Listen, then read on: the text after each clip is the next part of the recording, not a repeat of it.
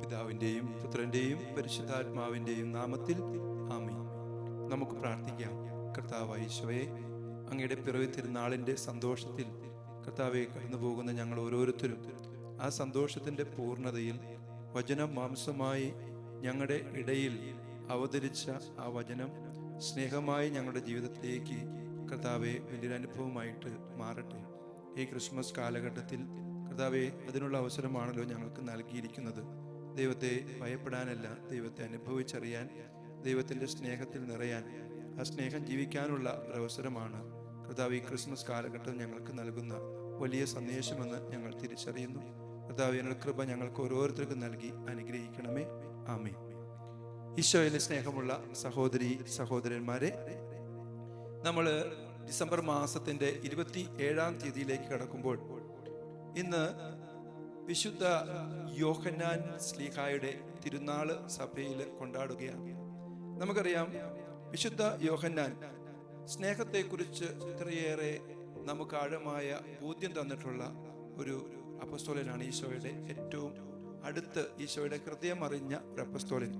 വിശുദ്ധ യോഹന്നാൻ പറയുന്നത്, യോഹന്നാന്റെ സുവിശേഷം 1-ാം അധ്യായം 14-ാം തിരുവചനത്തിൽ പറയുന്നു, വചനം മാംസമായി നമ്മുടെ ഇടയിൽ വസിച്ചു. വചനം മാംസമായി നമ്മുടെ ഇടയിൽ വസിച്ചു. ഈ വചനം നമുക്ക് സമ്മാനിച്ചത് വിശുദ്ധ യോഹന്നാനാണ്. ഈ യോഹന്നാൻ ഒരു ദർശനമായിട്ട് അല്ലെങ്കിൽ ഒരു ഫിലോസഫി ആയിട്ട് ഇത് പറഞ്ഞതല്ല. അതിനപ്പുറത്ത് ആ സ്നേഹം അനുഭവിച്ചറിഞ്ഞ ഒരു വ്യക്തിയാണ്.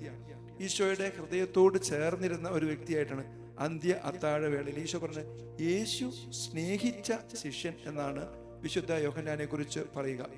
അപ്പോൾ യേശുവിനോട് ഏറ്റവും അടുത്തിരുന്ന വ്യക്തി, അതായത് അന്ത്യ അത്താഴവേളയിൽ ഈശോയുടെ ഹൃദയത്തോട് ചേർന്നിരുന്ന യോഹന്നാൻ, കുരിശിൻ ചുവട്ടിൽ ആ യോഹന്നാൻ ഓടിപ്പോയില്ല. അതുപോലെ തന്നെ ശൂന്യമായ ആ കബറിടത്തേക്ക് വിശ്വാസത്തോടെ ഓടിയെത്തുന്ന ശിഷ്യൻ.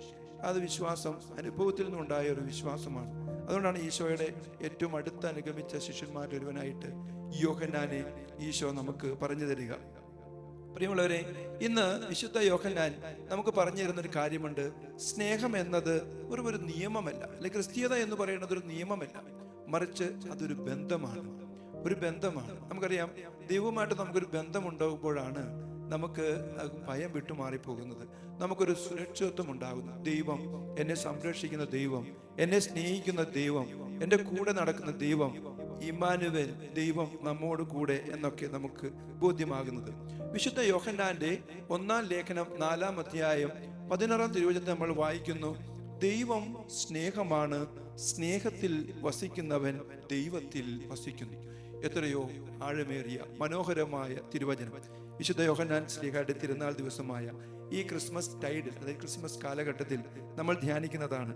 ക്രിസ്മസിന്റെ വ്യാഖ്യാനം എന്നത് ഇതൊരു വെറും ഒരു ആശയമല്ല, മറിച്ച് ദൈവം ഞാൻ വിദൂരതയിൽ നിൽക്കുന്ന ദൈവമല്ല, ഞാൻ നിന്നെ സ്നേഹിക്കുന്നതിനാൽ നിന്റെ ജീവിതത്തിലേക്ക് ഇറങ്ങി വന്ന ദൈവമാണ് എന്ന് കർത്താവീശോ തന്റെ ആ തിരുപ്പിറവിയിലൂടെ നമുക്ക് ബോധ്യപ്പെടുത്തി തരികയാണ്. യേശുവിന്റെ ജനനം എന്ന് പറയുന്നത് ദൈവത്തെ, അത് ഈശോ ലോകത്തിലേക്ക് വന്നത് എന്തെന്നാണ്, ഭയപ്പെടുത്താൻ വേണ്ടി വന്നവനല്ല, അവനെ ശിക്ഷിക്കാൻ വേണ്ടി വന്നവനല്ല, സ്നേഹിക്കാൻ വേണ്ടി വന്നവനാണ്. പ്രിയമുള്ളവരെ, ആ സ്നേഹമാണ് നമ്മൾ ഈ സുവിശേഷത്തെ മുഴുവനും കാണുക. ഈശോയുടെ കുരിശിലെ മരണം വരെ അവിടുന്ന് പാപത്തിന്റെ പിടിയിൽ നിന്നും മരണത്തിൽ നിന്നും അതുപോലെ തന്നെ നമ്മളെ എല്ലാ കടങ്ങളിൽ നിന്നും അതുപോലെ സാത്താൻ പിശാചിൽ നിന്നും ഒക്കെ നമ്മളെ മോചിപ്പിക്കാൻ അത്രയേറെ നമ്മളെ സ്നേഹിക്കുന്നു. ക്രിസ്മസ് നമ്മൾ ധ്യാനിച്ചതാണ്. യോഹന്നാന്റെ തന്നെ സുവിശേഷത്തിന്റെ 3-ാം അധ്യായം 16-ാം തിരുവചനത്തില് ദൈവത്തെ അവിടുന്ന് വിശ്വസിക്കുന്ന ഒരുവനും നശിച്ചു പോകാതെ നിത്യജീവൻ പ്രാപിക്കുന്നതിനു വേണ്ടി തൻ്റെ ഏകജാതനെ നൽകാൻ തക്കവിധം ഈ ലോകത്തെ അത്രമാത്രം ദൈവം സ്നേഹിച്ചു എന്നുള്ളത്. പ്രിയമുള്ളവരെ, യോഹന്നാൻ തന്നെ ഈ അദ്ദേഹത്തിന്റെ 1-ാമത്തെ ലേഖനത്തിൽ, യോഹന്നാൻ ശ്ലീഹായുടെ 1-ാം ലേഖനം 4-ാം അധ്യായം അതിന്റെ 18-ാം തിരുവചനത്തിൽ നമ്മൾ കാണുന്നുണ്ട്, അതായത് സ്നേഹത്തിൽ ഭയമില്ല.